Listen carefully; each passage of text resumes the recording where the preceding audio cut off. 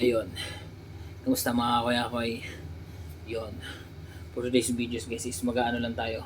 Sa gagawin ko ngayong ano is siguro first time ko lang ito gagawin kasi medyo nakakarating na kasi sa akin yung balita. Nakakarating sa akin yung balita at nagkwento sa akin ng mga kapatid ko. Ayan. Ng mga tungkol na rin. Maraming makaka-relate dito sa sabihin ko tungkol sa mga palautang. Yan. Ay, Diyos ko po. Yung mga palautang na yan. Naku, sakit sa ulo. Grabe. Alam mo yun yung tipong pag mangungutang pa lang sa'yo is sobrang bait. Grabe. Halos di makabasag pinggan. Yung halos lumuhod na sa'yo magmakaawa. Napakabait. Ang sarap magsalita. Ang sarap pakinggan. Yung madadala ka yung halos bigyan mo talaga. No choice ka eh. Siyempre, ikaw yung nakakaluwag-luwag. Ayan, nabigyan natin.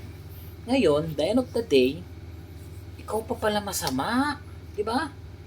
Ikaw pang masama eh. Pag siningil mo, galit. Tapos, nako, sila pa yung may kakayanan. Sila pa yung may kakayahang mag-adjust. Ikaw pa mag-adjust sa kanila. Sila pa yung may karapatang magbigay sa'yo ng date kung kailan ka babayaran. Yan. Yan tayo eh. Hindi na ako mag-drop out ng name ah. Alam niya na yan, bato-bato sa langit na lang siguro tama huwag magalit ah. Okay? Peace tayo ah. Hindi ko man sinasabi ikaw to, pero pag tinamaan ka, siguro, oras na siguro para bayad-bayad din pag may time. Kasi alam mo naman yun eh, alam mo naman, iba naman kasi yung bigay sa hiram at sa utang. Yung bigay kasi kusang loob yan, tulong. Pero pag yung utang siguro, syempre natural bayaran mo. Isang ano yan eh, ang pag-uutang kasi sa isang tao is isang obligasyon yan. Sabihin natin may kondisyon kayo, syempre, inutang mo eh, syempre may kondisyon yung inutangan mo, may tubo. O di ba? Sabihin natin nakabayad ka ng interest, pero dapat may balik mo din mo kasi napakatagal na. Ilang buwan na po yan. Naku, kung hindi lang ikaw nangangailangan, kailangan ko na rin, kailangan na rin nila, tayo. Kailangan mo rin bayaran yan. Diba? Kung saan ako napapanood mo itong palautang ka, kahit saan ka man, sino ka man, peace tayo ah. Bayad-bayad din pag may time. Naku. Kasi, yan kasing inutang nyo na yan, hindi naman kasi pinulot yan ng inutangan nyo, pinaghirapan din nila yan. At yung time ng utang ka, ang bait-bait mo. Ang bait mo talaga, grabe. Tapos ngayon, dito na singilan, hindi ka malang makagilap, tago ka ng tago, puro ka palusot, puro ka dalahinan, alibay, ganto ganon, kesyo ganto, kesyo ganyan, my God. Nakakaumay na. Nakakaumay talaga. Ito nga sabi nga ng mga ano natin diyan, mga Bombay natin diyan eh. Sabi nga ni Mekos diyan eh, pag utang galit. Ay, sorry, mali. Pag utang bait. Pag single galit. Pag sa lubong mo liko. Pag hanap mo atago. Ay, like this. Ay nako. Salo talaga ako sa mga palautang na to. Grabe. Hindi ko alam saan kumukuha ng lakas.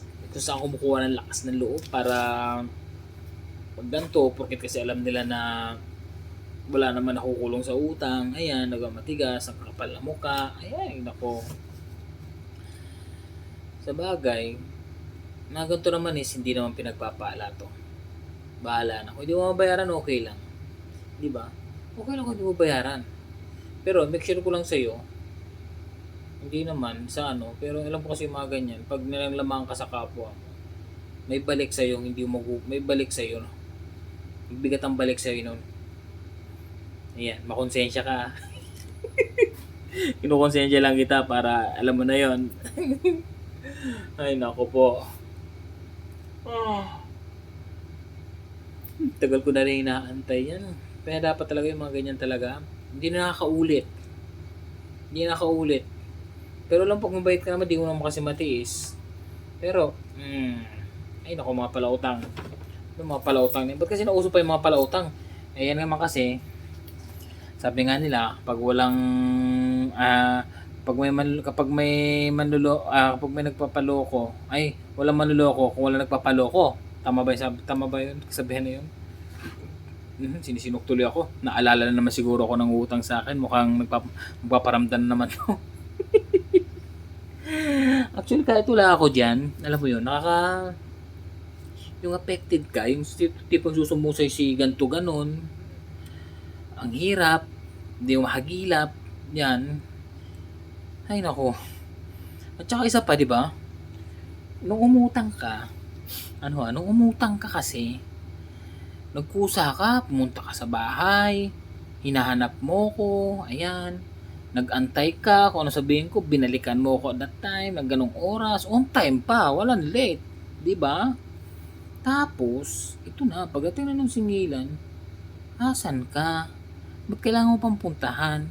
Kailangan pang hanapin?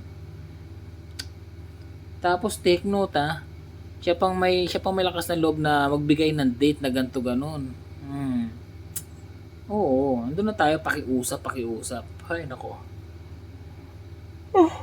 Basta, saludo ako sa mga nangungutang talaga. Basta kung narinig mo man to, kung nakita mo to, no hard feeling basta bayad lang pag may time, okay? Wala namang problema sa akin yun basta update ka lang. Okay, update lang kayo. Tsaka hindi lang sa akin to. Alam ko hindi lang sa akin nangyayari to. Marami diyang affected ng ganitong sitwasyon. Maraming affected na ganitong sitwasyon sa tingin ko lang. Ayan. Kaya kung sino man yan at kung sino man kayo yung mga pinagkautangan dyan, comment down below. Pag-usapan natin kung ano mga pwede natin gawin. May plano ba? Ano bang pwedeng plano sa mga ganitong pagkakataon? Ha? Plano nga natin, pag-isipan natin. Comment nga dito guys. Sige, pusuan mo nga itong sa ano ko. Yung ilabas ko na itong sama ng loob na to sa mga mangungutang na yan. Naku, nakakagigil. Gigil talaga si ako. So, comment mo nga guys kung ano pwede natin gawin dito. Okay? Okay? Peace out No hard feeling guys